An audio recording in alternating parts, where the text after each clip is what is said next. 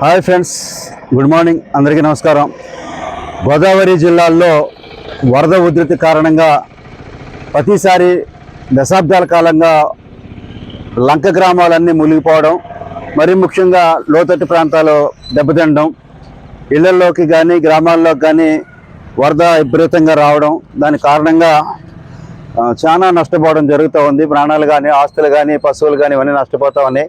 లంక గ్రామాల్లో ఇప్పటికీ కూడా 2025 సంవత్సరం వచ్చినప్పటికీ కూడా ఇంకా పూర్తిగా ఈ బ్రిడ్జిలు పూర్తయిన సందర్భాలు ఉన్నాయి.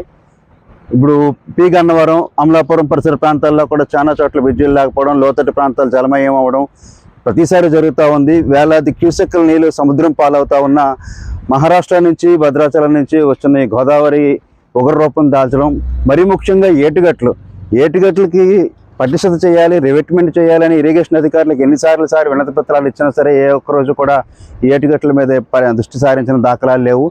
అలాగే మొదటి ప్రమాద హెచ్చరిక కూడా ఆల్రెడీ వచ్చిన తర్వాత కూడా రాబోయే రోజుల్లో ఇంకా వరద ఏ రకంగా ఉంటుంది అనే భయభ్రాంతులకు గురవుతున్న సందర్భంలో ఇప్పటికైనా సరే కేంద్ర ప్రభుత్వం, రాష్ట్ర ప్రభుత్వం కూడా వృధాగా పోతున్న నీటి మీద దృష్టి పెట్టాలి. అదే సందర్భంలో ఈ వ్యవసాయ రంగానికి కానీ, ఇండస్ట్రీస్కి కానీ, లేదా విశాఖపట్నం లేకపోతే ఇటు పోలవరం ఎడంకాల ద్వారా ఏ రకంగా మనం విశాఖపట్నానికి తాగునీరు లేదా రాయలసీమకి ఎలా తరలించాలి. ఇదే సందర్భంలో మన బనకచర్ల ప్రాజెక్ట్ ఇవాళ 3000 టీఎంసీల నీళ్లు సముద్రంలో కలుస్తూ ఉన్నప్పుడు బనకచర్ల కట్టద్దు, ఆపాలి, తెలంగాణకు అన్యాయం, ఇవన్నీ పనికిమాలిన మాటలు.